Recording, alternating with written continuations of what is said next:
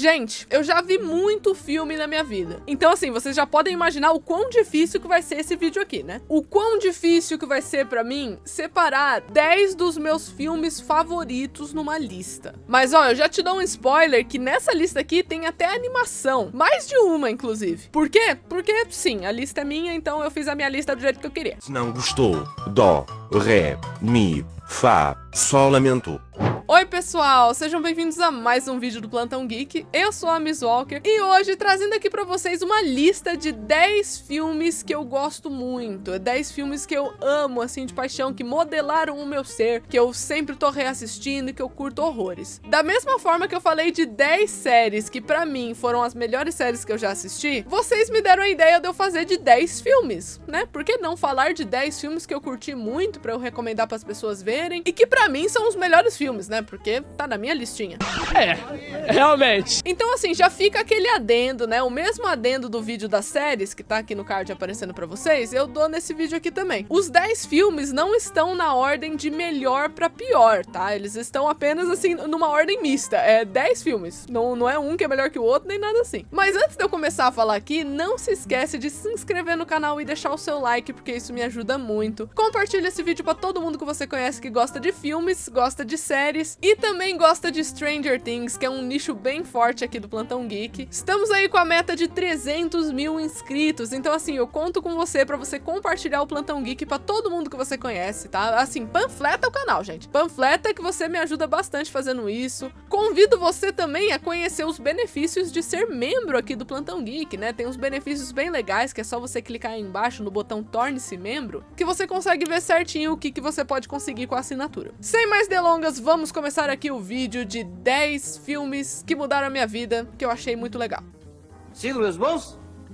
O primeiro filme dessa lista, na verdade eu mencionei assim brevemente ele no vídeo de ontem, pra quem não sabe, né, o vídeo de quinta-feira. Assim, gente, eu não sou muito chegada em filme de terror que envolve espíritos e coisas sobrenaturais, tá? Eu tenho um pouco de medo.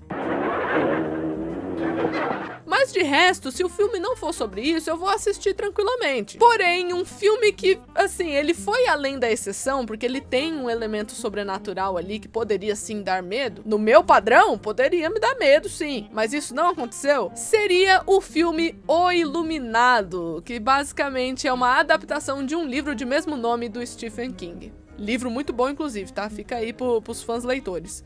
Muito obrigado, muito obrigado.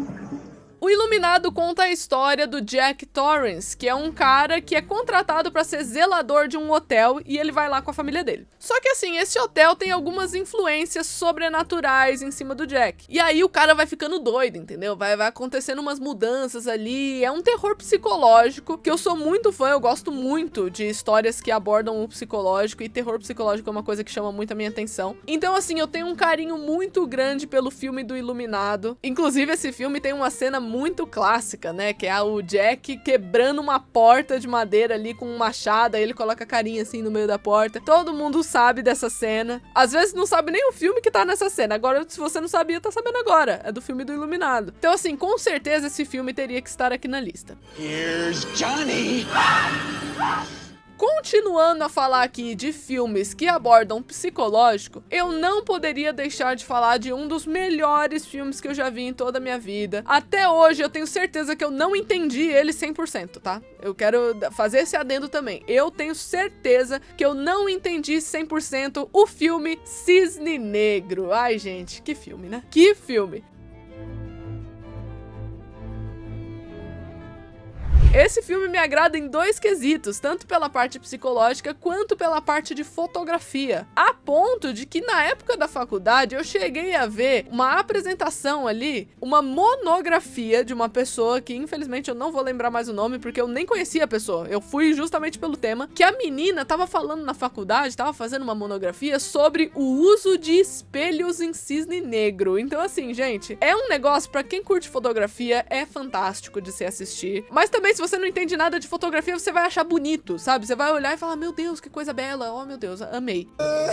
Que lindo, cara! Cisne Negro, pra quem não sabe, é um filme que fala sobre uma bailarina ali. E essa bailarina, que é interpretada pela Natalie Portman, inclusive, maravilhosa Natalie Portman, ela quer muito o papel de cisne negro, só que foi oferecido ali pra ela o papel de cisne branco. Mas ela quer o do cisne negro, porque o cisne negro tem um solo maravilhoso, sabe? Tem que ter muito empenho, tem uma exigência muito grande do corpo da bailarina e várias coisas assim. E aí ela, né, a Natalie, vou chamar ela de Natalie, que eu acho melhor do que o nome da personagem. Ela vai ficando meio dedé das ideias, sabe? Ela vai ficando, e pelo menos é o que eu acho, tá, gente? Porque igual que eu falei aqui, Cisne Negro é um filme que você tem que assistir mais de uma vez pra você tentar compreender o que tá acontecendo. Então eu acho que a menina foi ficando doida, só que aí tem várias opções aí de interpretações possíveis pra o que aconteceu em Cisne Negro. Mas basicamente, as coisas saem do limite. E aí eu não vou falar muita coisa, porque senão seria um grandíssimo spoiler ali do que acontece, mas esse filme fala muito sobre a ambição cega de alguém, sabe? É sobre você ficar tão obcecado a ponto que você não percebe mais nada ao seu redor. Tem um tratamento fotográfico muito grande, como eu falei, então com certeza Cisne Negro, gente, é um dos top filmes que eu já vi na minha vida.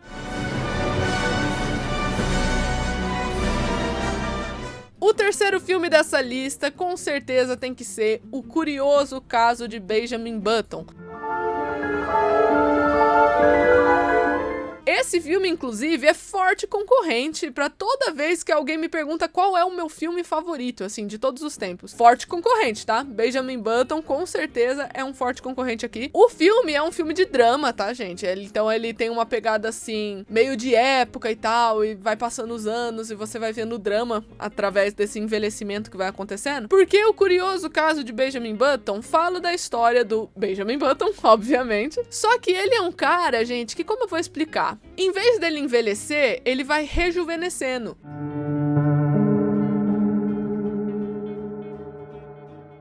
Então, por exemplo, quando ele tá com 10 anos de idade, ele parece um senhorzinho de 90 anos. Quando ele tá com 50 anos, ele tá tipo o galã da vida dele, sabe? É um negócio que você fica, meu Deus, você fica embasbacada vendo o Brad Pitt interpretar o Benjamin Button. Então já tem essa questão muito bacana, né? Muito diferentona aí, que é o cara que em vez de envelhecer, ele rejuvenesce. E aí tem uma personagem que é a Cate Blanchett, né? Que faz uma personagem chamada Daisy, que ela tá contando a história do Benjamin. E a Daisy foi o grande amor da vida do Benjamin Button, e ela tá lá relatando a historinha dele, tem vários outros plot twists, etc. Mas esse filme é o responsável por ter, talvez assim, a melhor sequência cinematográfica que eu já vi em questões de roteiro, sabe? Em questão de, olha o que está sendo dito nessa cena, que é uma cena chamada Rota de Colisão, que eu já falei algumas vezes aqui no canal, quem é inscrito antigo já sabe da cena que eu tô falando, que basicamente o Benjamin fala que estamos todos numa rota de colisão sem a gente saber. O que isso significa? Significa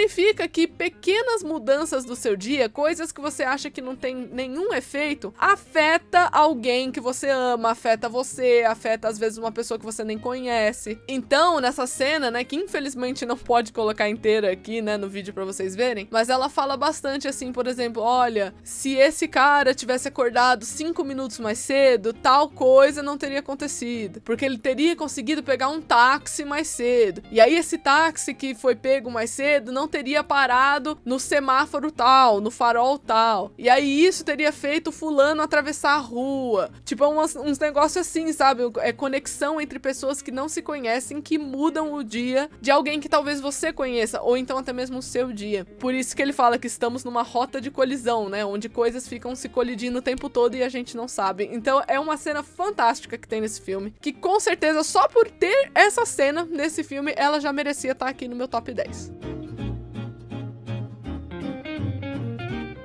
Filme número 4, que ultimamente aí muita gente estava falando desse filme, né? Ainda bem, nunca parem de falar desse filme, porque esse filme é fantástico. Titanic. Gente, é claro que eu tinha que colocar Titanic aqui na lista, porque assim, não tem muito o que comentar, né? Não tem muito o que comentar sobre Titanic. Titanic é uma obra-prima, é um clássico. Ele supera várias questões técnicas, ele é uma história muito bem construída. É uma história que, se eu vejo a cena final do filme Titanic, né? Da Rose subir nas escadinhas lá, toda aquela coisa que vocês já já devem saber qual cena que é. Só de eu ver essa cena, junto com a trilha e junto com toda a sequência, eu já fico com uma vontade absurda de chorar. E olha que eu não sou uma pessoa assim que chora com facilidade, sabe? Eu não costumo me emocionar assistindo coisas. Só que quando eu assisti Titanic, pela primeira vez, eu chorei especificamente nessa cena. Eu passei o filme todo sem chorar. Quando chegou nessa cena, eu faleci. Esse também foi o filme responsável por me fazer ficar obcecada pela temática de Titanic, né? Então eu já consumi todos os documentários e livros que vocês podem pensar sobre o assunto. Sei muita coisa desse assunto do Titanic por conta do interesse que eu tive primeiro nesse filme, né? Inclusive, fato curioso, eu tenho o VHS, né? Que é uma fita.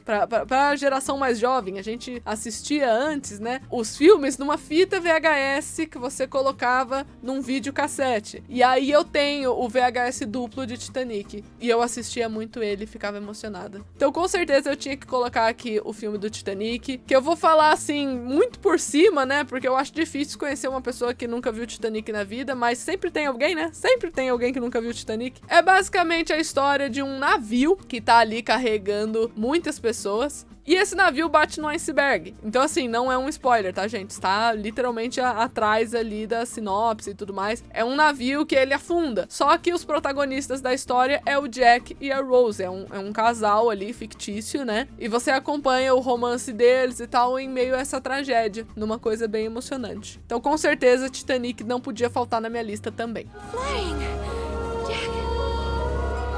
O filme número 5 dessa lista, eu vou começar aqui falando de um filme de animação, que também pra quem é inscrito no Plantão Geek sabe a importância dessa animação na minha vida. É claro que eu estou falando aqui do filme Mulan, da animação Mulan da Disney.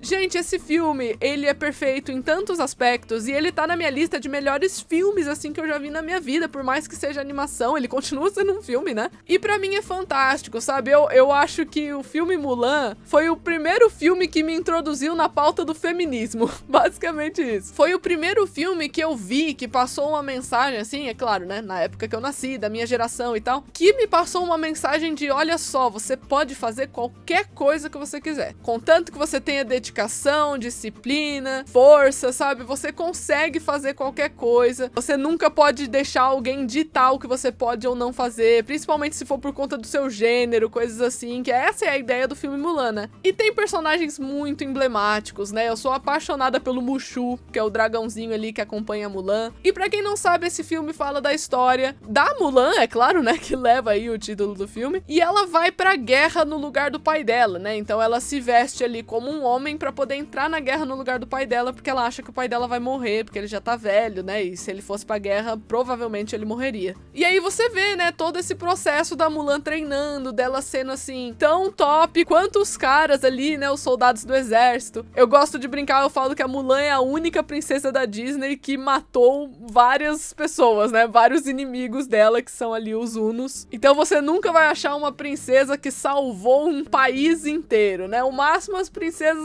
salvaram ali a cidade delas. A Mulan não, a Mulan salvou a China.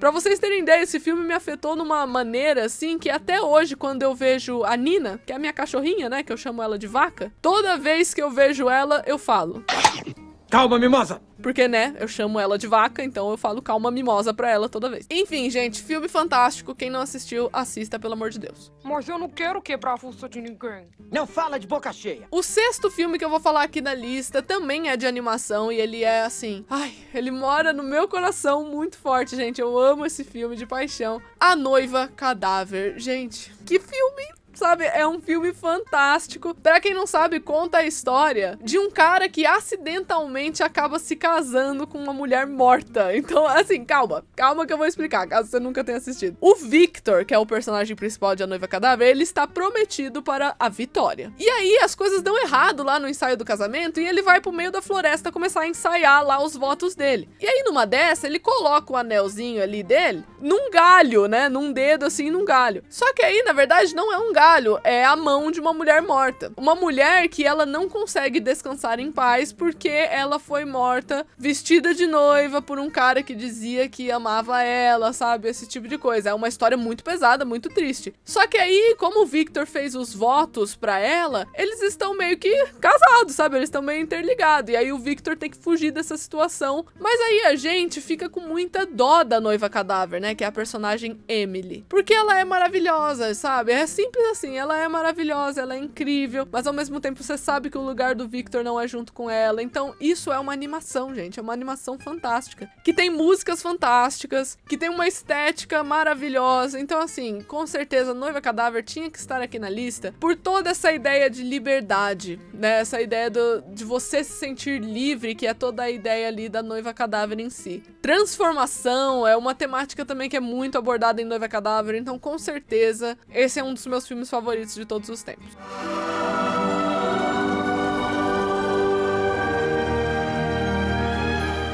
O sétimo filme dessa lista, eu coloquei aqui um filme nacional, tá? É um filme que sempre se eu ver passando na TV, eu vou parar pra assistir. Não tem como. Se eu parar pra ver uma cena, eu vou acabar vendo o filme inteiro, porque o filme é fantástico. O Alto da Compadecida. Gente, eu preciso falar mesmo do Alto da Compadecida? Não. Nesse filme você acompanha ali algumas das aventuras do João Grilo e do Chicó, né, que são dois personagens incríveis. E aí basicamente você vê o conceito do julgamento cristão, né, como se fosse isso, aborda muito a religião cristã, mas é uma coisa desse tipo, né, você vê como é que funciona um julgamento de algumas pessoas que não são moralmente certas, então tem uma mensagem muito bonita também. É um filme extremamente engraçado, eu dou muita risada com isso, os atores são todos fantásticos. E eu tô muito ansiosa porque eu vi, né, recentemente que vai ter o Alto da Compadecida 2. E aí eu tô tipo, meu Deus. Ou seja, foi um filme que ele ficou tão popular e as pessoas assistiram tanto que vai ter uma sequência, sabe? Então assim, Alto da Compadecida é um filme nacional que com certeza não poderia faltar na minha lista também. Me diga mesmo se eu posso. Bife passado na manteiga pra cachorra e fome pra João Grilo? É demais. O oitavo item dessa lista foi bem difícil de eu selecionar, né, alguma coisa referente a essa saga, porque eu gosto de tudo que envolve essa saga, mas é lógico que eu tinha que colocar aqui na lista Harry Potter e o Prisioneiro de Azkaban, especificamente Prisioneiro de Azkaban. Mas como eu falei, né, eu gosto da saga toda, mas o terceiro filme, gente, o terceiro filme de Harry Potter mexe com coisas que envolvem o tempo, mexe com coisas que representam muito mais a estética de Harry Potter dos livros. É aquele tipo de filme que se tiver chovendo, eu vou querer sentar pra assistir, entendeu? É um dos filmes de Harry Potter que eu mais assisti na minha vida, eu acho. E também foi um dos primeiros filmes de Harry Potter que eu vi no cinema. Então eu tenho um pouco de carinho, assim, a mais por esse filme por conta disso. Mas eu acho que o que me ganhou nesse filme é a estética, é toda a ideia de viagens no tempo, sabe? Tem um item nesse filme que é o vira-tempo, que a Hermione usa pra ela voltar alguns minutos, né, algumas horas no tempo, e aí eles conseguem mudar algumas situações e salvar pessoas que merecem ser salvas e esse tipo de coisa. Então com certeza Harry Potter e o Prisioneiro de Azkaban tinha que estar aqui também. Aproveitando que estamos falando de sagas, é claro que eu tinha que colocar a minha queridíssima Senhor dos Anéis aqui, mais especificamente O Senhor dos Anéis e o Retorno do Rei, o terceiro e último filme, que talvez seja meu Senhor dos Anéis favorito. Talvez, eu gosto muito dos três, é muito difícil. Eu selecionar entre os três é, assim, extremamente difícil. Mas eu gosto muito do Retorno do Rei justamente por ser o desfecho de tudo. Também é o momento que os personagens estão numa fase de desenvolvimento que eu gosto mais. E tem uma das cenas que eu mais gosto de Senhor dos Anéis, que é protagonizada ali pela personagem Elwen, que basicamente a Elwen, ela faz a Mulan da vida, ela se veste de homem, ela vai pro meio da guerra lá pra ela ajudar, né, o tio dela, que é o rei Théoden. E aí ela consegue derrotar um dos Nazgûl ali, né? Uma das criaturas do universo de Senhor dos Anéis. E tem uma cena fantástica que esse Nazgûl, ele segura ela aqui pelo pescoço e ele fala que a Elwen ali, né? Que ele não sabe que é uma mulher, fala que ele é um tolo, porque nenhum homem pode matar ele. Só que aí a Elwen faz a melhor cena de todos os tempos, que sempre viraliza no mundo nerd no Dia das Mulheres. Porque a Elwen, ela olha assim pro Nazgûl, ela tira o capacete... I am no man.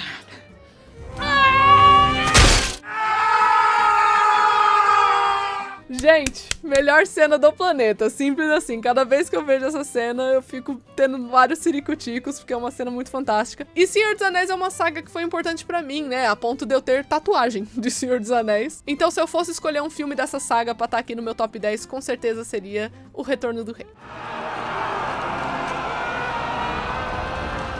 E por último, e não menos importante, aqui na minha lista, eu preciso colocar o filme O Mágico de Oz. Gente, como não colocar o Mágico de Oz nessa lista? Mágico de Oz possui também uma das melhores cenas, assim, que as pessoas até hoje ficam se perguntando como é que foi feita. Apesar de ter uma resposta, as pessoas ficam, meu Deus, como é que fizeram isso pra um filme que é tão antigo, né, da década de 30? Porque pra quem não sabe, Mágico de Oz foi um dos primeiros filmes que usou a tecnologia Technicolor, ou seja, filme colorido. Foi um dos primeiros filmes coloridos que teve. Só que aí você pode estranhar, porque quando você começa Mágico de Oz, ele é todo em sépia, ou seja, ele é aquela cor meio marronzinha, sabe? Só que existe essa cena fantástica de Mágico de Oz, que eu estava mencionando aqui mais cedo, que a Dorothy, ela abre a porta pra ela sair ali, né, do Kansas, né, quando ela já foi transportada para o mundo de Oz, ela abre a porta e quando ela cruza a porta, ela fica toda colorida. O mundo de Oz é todo colorido e o mundo real é em tom de sépia. Então, assim, esse filme você acompanha a aventura ali da Dorothy, né? Tem vários elementos emblemáticos, como ela conhecendo o Espantalho, o Homem de Lata, o Leão Covarde, e tentando, de alguma forma, voltar para casa, né? Então, essa cena do Mágico de Oz, junto com essa aventura, junto com as músicas tão emblemáticas, né? Principalmente a música da Dorothy, que é Somewhere Over the Rainbow, é o nome dessa música, né? Em algum lugar além do arco-íris, numa tradução direta. É a música clássica desse filme. Toda vez que eu escutava essa música, eu ficava relaxada, sabe? Eu começava a pensar na vida, eu começava a ficar reflexiva e imaginativa. Então, por esses fatores todos aí que eu citei, com certeza Mágico de Oz não podia ficar de fora. Eu amo muito.